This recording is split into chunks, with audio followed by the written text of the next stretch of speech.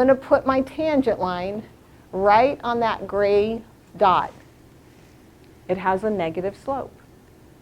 What if I want to come over here? What about x is, x is 3. So right here. If x is 3, what's my slope? It's got to be positive, right? So if it works, I should have a positive slope right there. Well, look. It works. This thing is so powerful that we can find how things change anywhere on our graph. Even if we have a graph that's all squiggly and all over the place. Yes, sir? So h is the distance.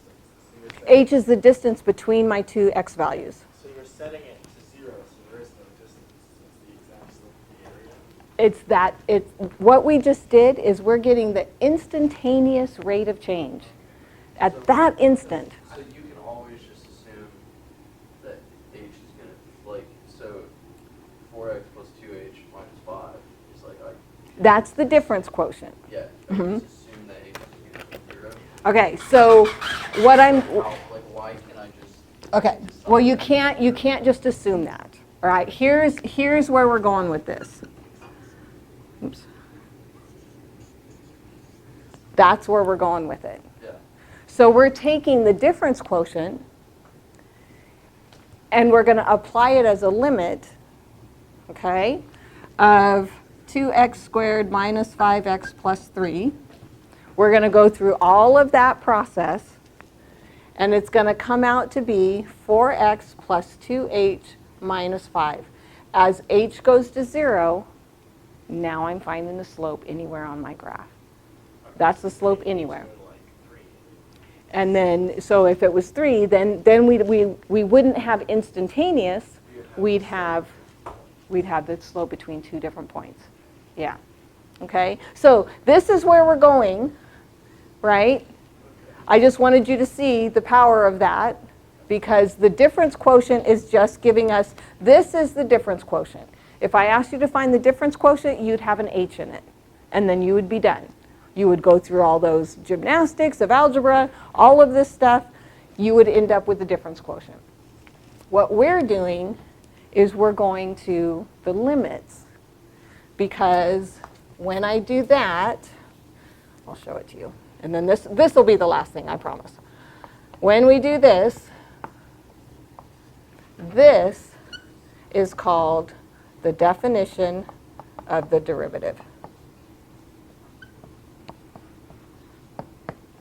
It's a slope. That's all it is. And once you get your brain wrapped around that, you're going to go, oh my gosh. So do we find the derivative of that function right there if you approach any h approach 0? Yeah, that's what you're finding, is the derivative. The definition of the derivative is using the difference quotient. So you have to understand what the difference quotient is to understand that the derivative is just a slope. That's all it is. It's a rate of change. But it's at a very specific point. It's the instantaneous rate of change. It's not the average anymore. Now it's instant at a very specific point, because our distance between those 2 points are so close that it's approaching 0. It can't equal 0. Why can't it equal 0? Then it would be undefined. So that's why limits are so important with calculus, because it's what it's approaching, not what it equals. Big difference. So it's like if I'm running this business and I want to know from this Saturday to the next Saturday, I would use h to be 7. Yes. I want to know what happened to make the slope. Yes. Which is now it's an average, Yes. because it's an average over 7 days.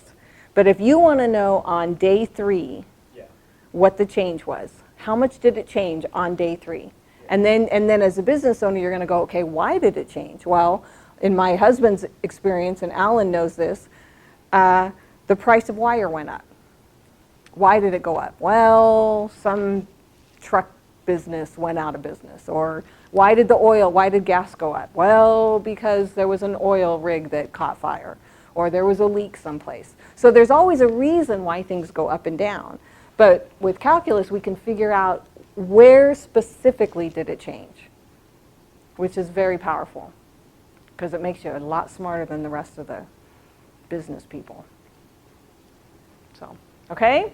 So that's a derivative. This is the definition of a derivative. It's a slope. That makes me feel better. Yeah. I was scared. Well, okay, so I'm gonna be, you didn't know what it means? Now you do. Now, if you learned nothing tonight, you learned that it's a slope. Here's the beauty. This is a lot of gymnastics. We're gonna do this for the first test, and then you are done with the difference quotient, because I'm going to show you shortcuts.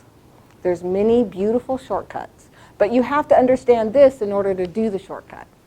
And the shortcuts make your life way easier. You don't have to do all of this gymnastics anymore.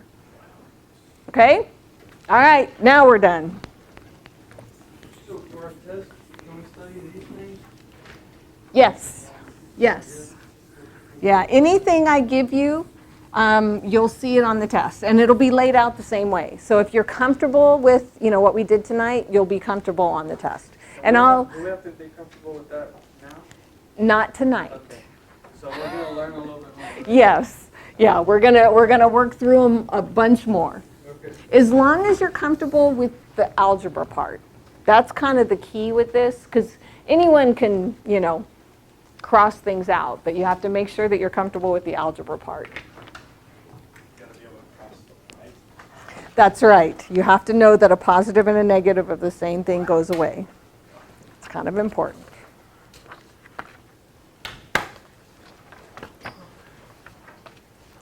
My nerd came out tonight, I know. It's exciting. Actually, calculus was the first time everything made sense to me. It was like, it took me forever. It's like, why? And then I hit calculus and went, oh, now I get it. So I'm hoping it'll happen for you guys. It will. I have confidence in you. All right, I will see you guys on Tuesday. And I do give you guys a week before the first test, I will give you a review. So you will have a review, you'll know exactly what's on the test, there won't be any surprises. Okay? All right, see ya. You too.